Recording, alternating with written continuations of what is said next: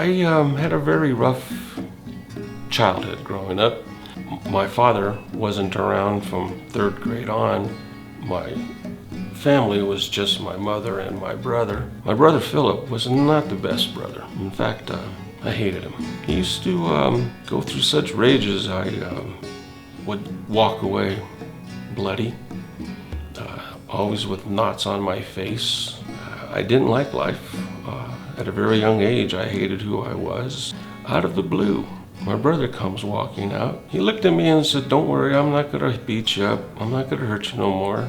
He was different, and I couldn't figure it out. And then one day he says, "Rich, I want to take you to a Bible study." So I went to a specific college, and at the dorms was a church called Agape. Agape was going to have a concert. I was born again by the Spirit of Him, Jesus Christ. I'm enjoying the whole day. Hippies everywhere. We're on the beach making a stage. We get the electrical going. My brother, looking at my brother watching the concert, it was like the light was on his face. He was smiling. He was happy. And I knew then I wanted God's love. I was 13 years old and I accepted Christ. I was just a little kid. Time goes along. I'm in high school. My girlfriend gets pregnant. We got married right out of high school. We were 18 years old. We're still married today, very happily. But life got hard. I couldn't take the pressure of providing for a family. I didn't know how to do anything except escape from fear. And the way I did that was when I was younger, I would hide and run away. I began to drink. I began to take drugs. I actually said to God, "I'm gonna put you on the shelf for a while. I don't want you a part of my life. I don't want the conviction you bring me." Things weren't going good for me mentally. I'm suffering from depression. My depression had got so bad.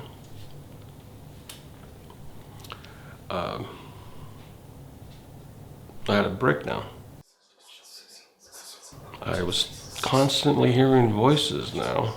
And my depression, I just started to figure I needed to stop these voices. I was driving on the 60 freeway making a delivery to Palm Springs, and I took the van that I was driving and I crossed the dirt medium and I began to drive into the oncoming traffic of the freeway. And I was heading to a diesel truck. But the last second, I jerked the vehicle away. I missed it.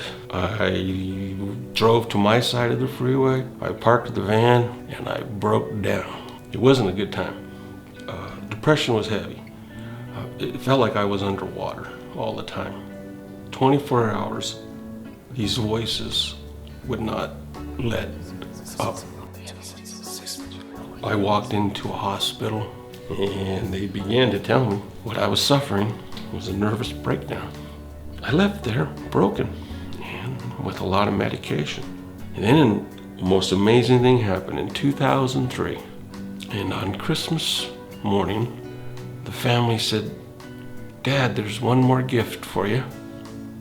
And they led me to the garage. I opened up the door and there was a potter's wheel right in front of me. And I began to create on the wheel. And as I did, each time I made a pot, it was telling me this is what God wanted me to do.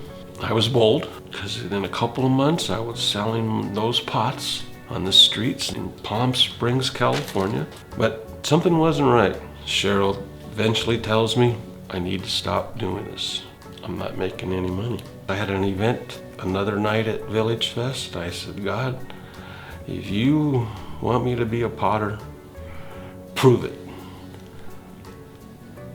I'm gonna want to make $367. An odd number I came up with. I don't know why. The night goes along and I begin to cry. I know I'm not going to be an artist because I haven't sold a single thing.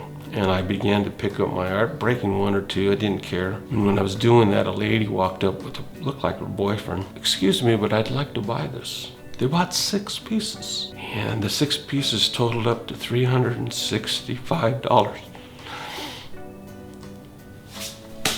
I started to cry, and the lady sees me crying. And I looked at her, and I said, "You're an angel." I took the check out of my pocket while we were driving, and I handed it to her, and the angel wrote $367. I started making art like no other. I had a mission. I knew God wanted me to be an artist. And then things got bad. Then the depression returned, and then it got really bad. My depression was so bad, I couldn't function. And I began to tell myself that was my answer, to end it. And I wrote on the calendar the day. That day came. It's Father's Day. And I woke up and I knew it was the day. By the time my family had got up, I tell them, "Go." And I also tell them, "Don't come back." So I drive away. I closed the garage door, walked in the house, and I said, "Satan, let's do it."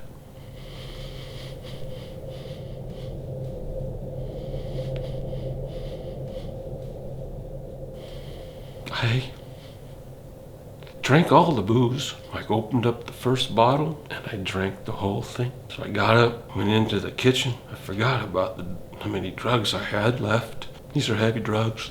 And I took them all. And I said, "Screw the world. Let's go." I said goodbye to Cheryl and the boys. I knew I was about to go, and I could feel myself fade away, and all I said to God was, "If you heard my prayer, I don't want a hangover." To me, that was like asking for $367. After saying that, I must have passed out. For some reason, the bedroom was lit up, and an angel was standing there in front of me. And I remember I didn't want a hangover. I shook my head as hard as I could. My eyes were clear. I had no hangover. I could hear birds singing, kids playing, lawnmower running.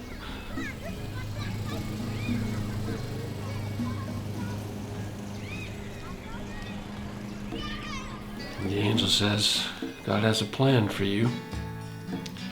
You wanted a new life?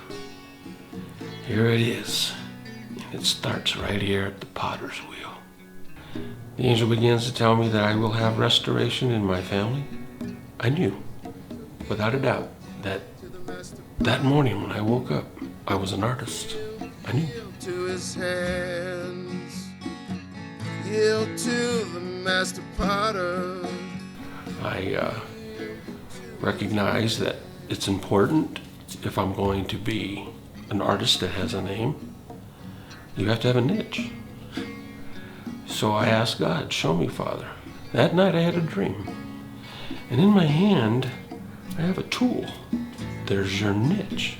I couldn't wait. I got up in the morning. When I woke up, went to the grinder, and I started grinding something that I thought I saw in my dream. This tool, I began to make the tool. And then I took this tool and I put it to the basket, and I began to make these grooves. And as I kept doing that, it was growing into this most beautiful thing. God had shown me, because of this tool, I would have that niche. I'm still not there. I'm not normal. And I am in and out of bouts of depression. It was then I realized I needed help. I began to recognize that there was so much evil in me that needed to be removed, that I had to begin to learn this process of reclaiming who I am. I learned how to take my wounds, get rid of them, and complete this process of reconciliation that God had planned for me. This process of learning how to remove the wounds and the potter's wheel in being a potter and an artist like God, why God uses a potter as an example of how he treats us. He treats us like clay. We are clay.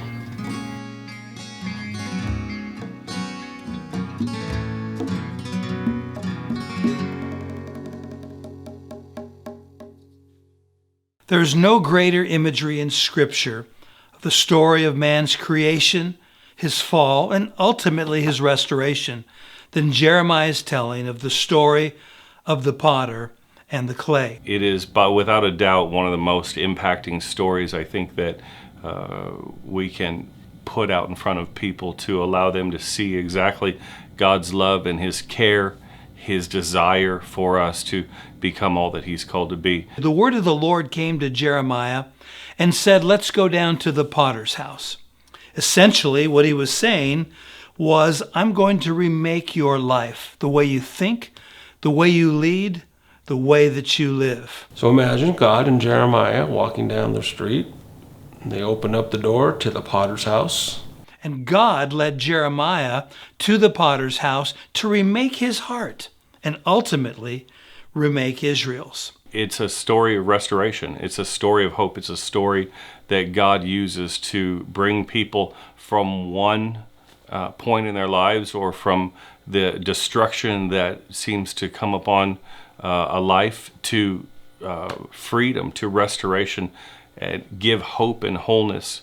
And in verse 3, the potter is making something at the wheel. The next verse tells us that the vessel he was making was marred. Now, the word marred at first glance certainly speaks of clay that is compromised, but another word that is used for marred is the word yield. The clay has to yield in your hands. The clay has to humble itself in the hands of the potter. And really what this describes is clay that is, if it's going to be restored, must yield, must submit to the hands of the potter.